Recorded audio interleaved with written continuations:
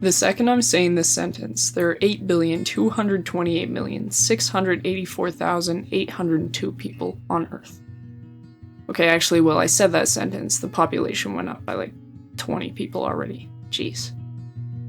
Our world is very well populated by humans. The average population density for a country is about 61 people per square kilometer. This of course includes all the mountainous regions and deserts that are not as easily inhabited. Canada, being the second largest country in the world, and one that doesn't boast a huge population, only has around 4 people per square kilometer. The urban areas are of course higher density, but most of Canada is void of people. Nunavut, for example, is Canada's largest territory, and it's larger than all of the provinces too. It makes up about 21% of Canada's land area. It's also notably super cold and very far north, so its population density comes in at only 0.02 people per square kilometer. In fact, the Government of Canada website only has one decimal place for this metric, so they have Nunavut's population density listed as 0.0. Now, there are 25 communities in Nunavut split across 3 regions, but I won't be discussing those today. Instead, I'd like to dive into one of the lesser mentioned uninhabited islands of Nunavut.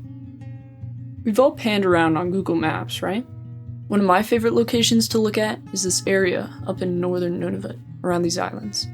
The satellite imagery isn't as clear as New York City, but it still displays these places under an interesting light. This here is Ellef Ringnes Island.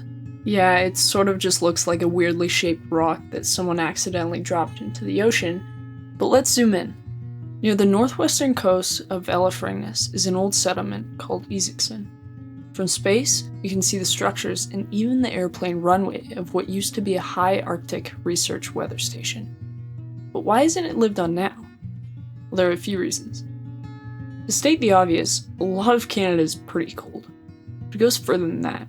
Isiksen reports temperatures that are ranked as being the most severe in all of Canada. On the Climate Severity Index, they rank a 99 out of 100. Their yearly mean temperature is negative 19.2 degrees Celsius.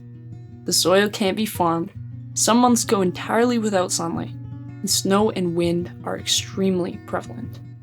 Mr. Stephenson, of the Canadian Arctic Expedition, wrote, "I did not see a blade of grass, and the district struck me as the most barren I had ever seen." Safe to say Isiksen and Ellef Ringnes are not exactly tropical destinations. Okay, but all that being said, there are settlements with similar weather where people live.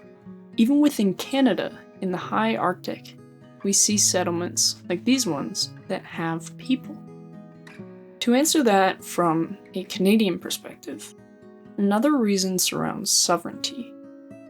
If you know anything about Nunavut, you know that it's primarily inhabited by Inuit people. But this island's name is actually Norwegian, since they're the ones who discovered it in 1901.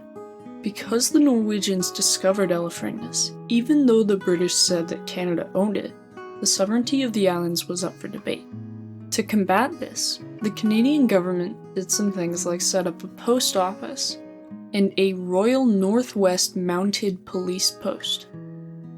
They didn't do any of these on Ellef Ringnes, but the islands were all close enough and belonged to the same grouping that in 1931 Norway abandoned its claim to all of these fur drop islands, including Ellef Ringnes. That's all just to say that the Canadian government never needed to put people on Ellef Ringnes because they had other, more inhabitable islands that they could use to establish sovereignty. During the Cold War, the Canadian government did have a high Arctic relocation program, and Ellef Ringnes was one of the possible locations to use, but they decided against it and used Resolute and Grise Fiord, other locations in Nunavut, and ones that are more southern instead. Still though, Ellef Ringnes isn't the worst place to live, right? I mean, people do live on Svalbard, an island in Norway with almost the same latitude. Their population is in the couple thousands. Why would they differ so much? Sure, maybe no one needs to live on Ellef Ringnes for the purposes of sovereignty, but they still could, right? I mean, build yourself a nice warm house, and it's probably not the worst place on Earth to spend your time. Why would their populations differ so much? Well, this is where it becomes a little bit strange. The obvious answer, without going into too much detail, is that Svalbard has coal, and therefore can support a mining industry. Naturally, Ellef Ringnes must not have anything. It must not be possible to support an economy up there, a population, right? Well, actually, the government of Canada has said the Isaacson Formation is a prominent unit with proven oil and gas reserves. It doesn't make any sense, right?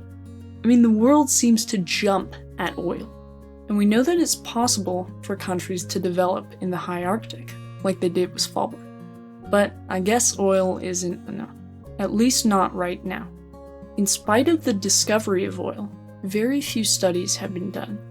The remote location and extreme weather contribute to an expensive price, should anyone wish to research the area or attempt to extract the oil.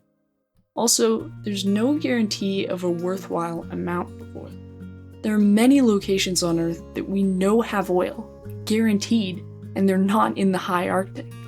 It makes sense from a financial standpoint to support those ventures instead. For now, Ellef Ringnes remains free of human involvement, but as the world evolves, Ellef Ringnes probably will too. We'll see.